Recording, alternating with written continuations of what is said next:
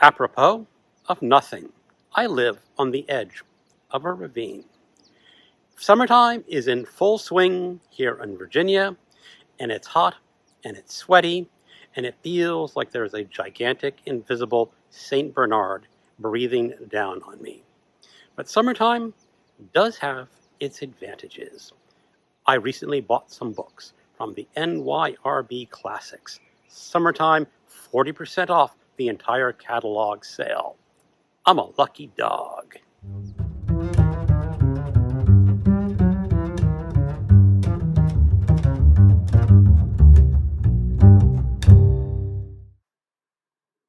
Hello, welcome to my channel. Another Bibliophile Reads. My name is Greg, and I have just received a box from NYRB Classics. They had their annual Summertime 40% off their entire catalog sale. And how could I resist? Now, if you watch my channel, you know that I am a big planner. I have many plans to read a lot of books from this point on the summer to the end of 2025 and into 2026. How am I going to fit more books into my reading schedule? Well, I'll just have to do that. I do have some room to put some side books in my reading plan, and NYRB Classics are going to feature heavily in that. So what books did I receive in this package? No safety scissors on this channel.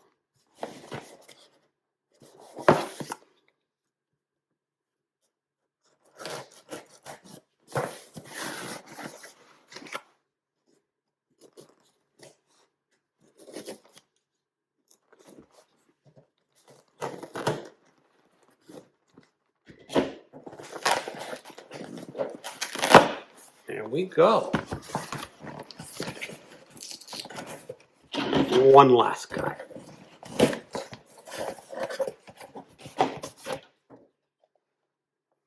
Nadja by André Breton, translated from the French by Mark Polizzotti, a gripping tale of infatuation and a meditation on the surrealism of everyday life. In Paris, during the fall of 1926, André Breton met a young woman from the provinces who called herself Nadja because she said, in Russian, it's the beginning of the word of hope, and because it is only the beginning.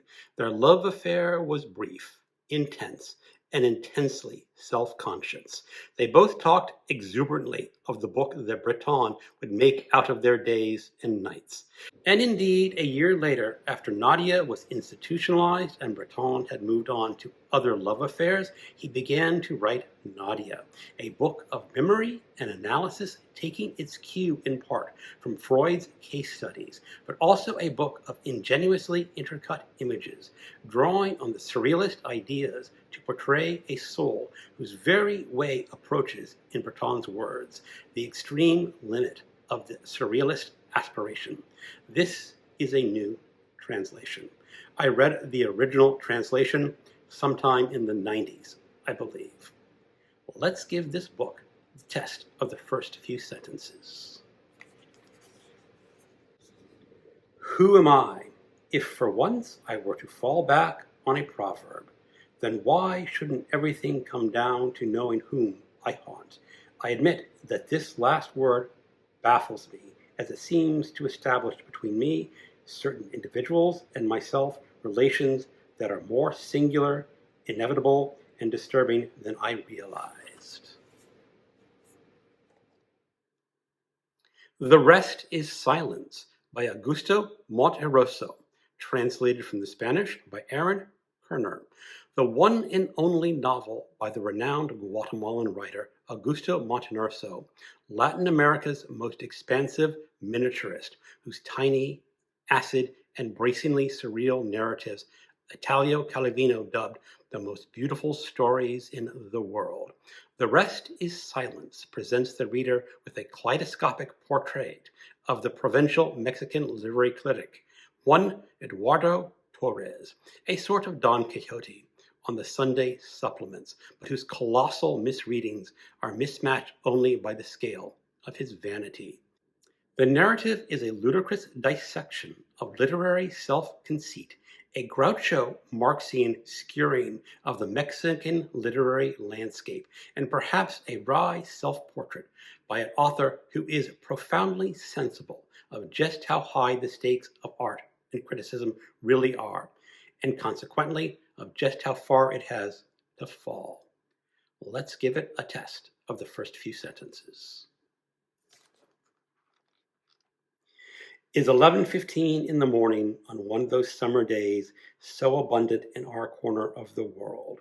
In the depths of the spacious library of the house at number 208 Calle de Mercedes, in an uncomfortable leather armchair, well worn by the execrable passage of time and incessant use, though still in relatively good shape, in keeping with the genteel poverty of its owner, calmly reclines a clearly discomforted gentleman whose age may be safely estimated as somewhere in the neighborhood of 55 years, though given his unmistakable fatigue, an unattentive observer might judge him to be rather elderly.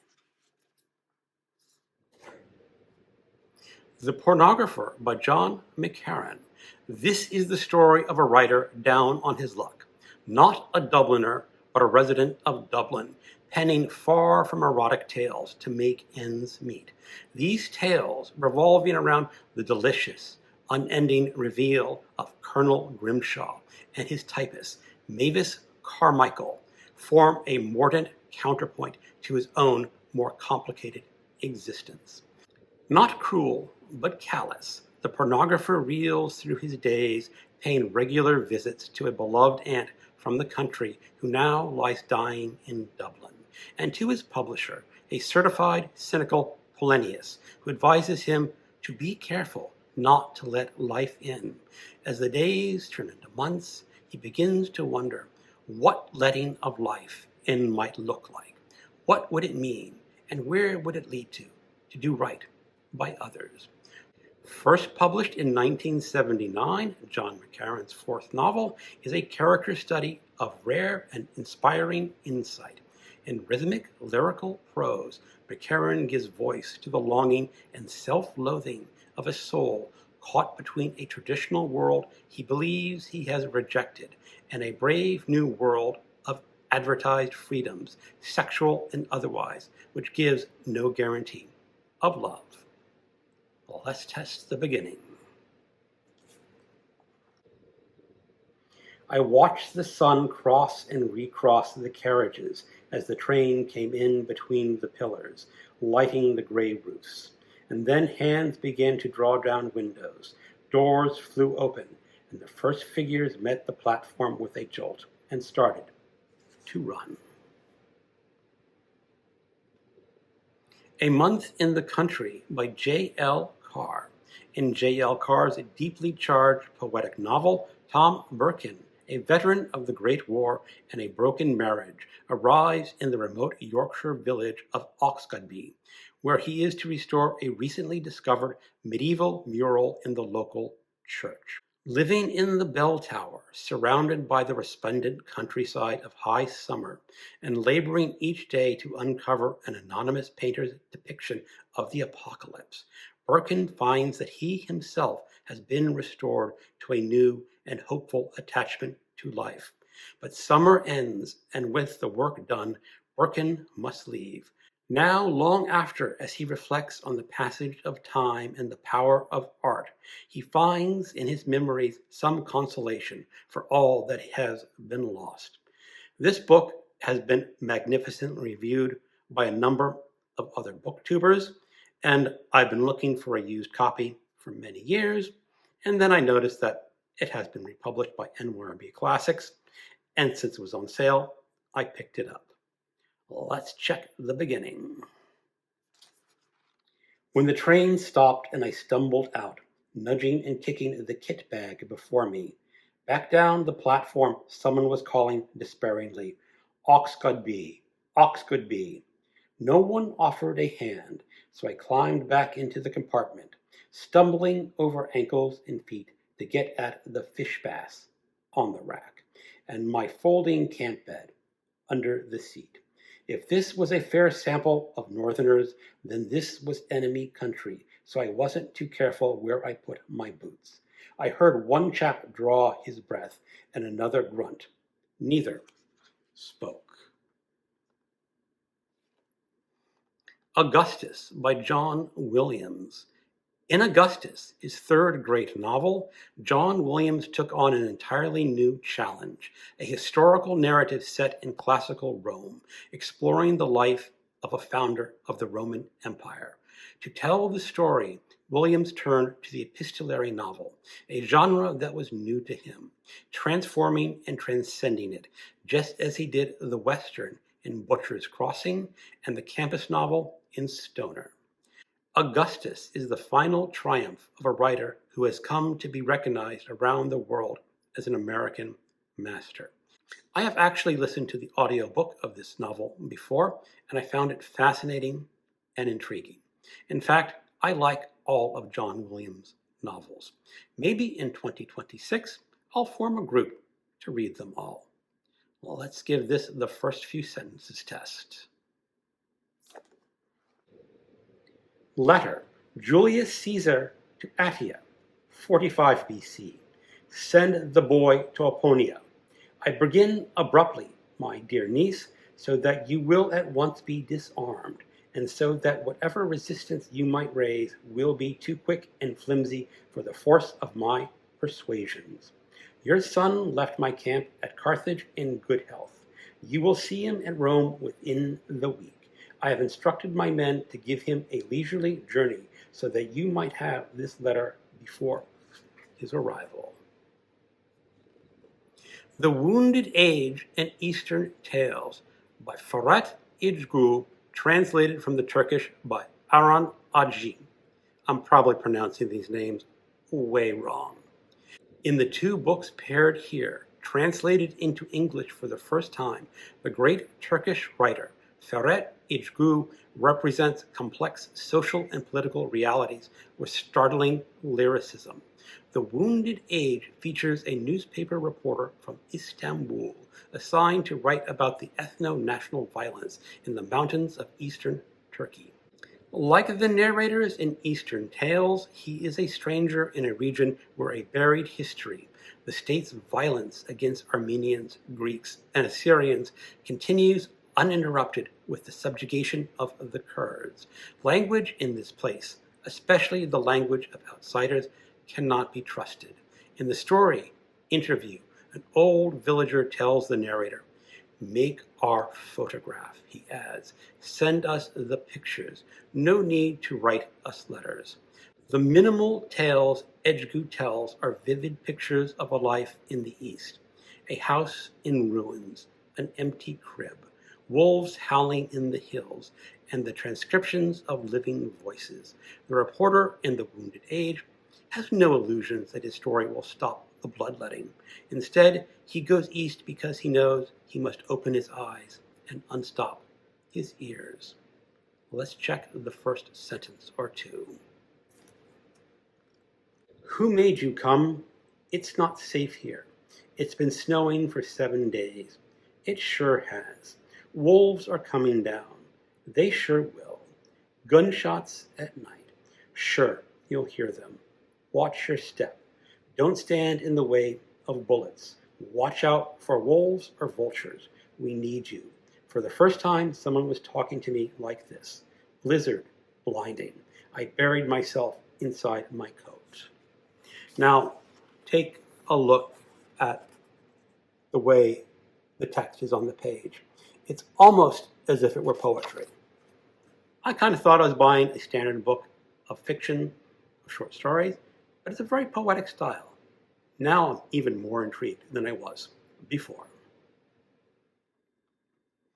Zama by Antonio Di Benedetto, translated from the Spanish.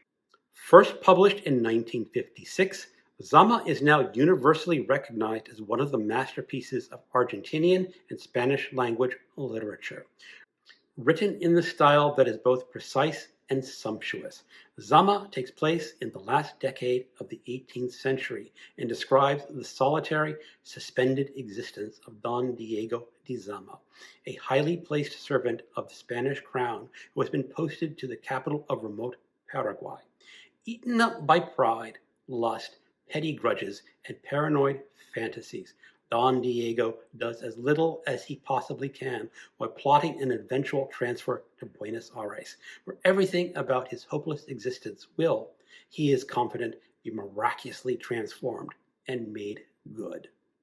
Don Diego's slow, nightmarish slide into the abyss is not just a tale of one man's perdition, but an exploration of existential loneliness. Zama's stark, dreamlike prose and spare imagery make every word appear to emerge from an ocean of things left unsaid. This is the first volume of a trilogy. I left the city and made my way downriver alone, to meet the ship I awaited without knowing when it would come. I reached the old wharf, that inexplicable structure. The city and its harbor have always been where they are, a quarter league further upriver. I observed, among the pilings, the writhing patch of water that ebbs between them. A dead monkey, still whole, still undecomposed, drifted back and forth with certain precision upon the ripples and eddies without exit. The Suicides by Antonio Di Benedetto, translated from the Spanish by Esther Allen. A stymied reporter in his early 30s embarks on an investigation of 3 unconnected suicides. All he has to go on are photos of the faces of the dead.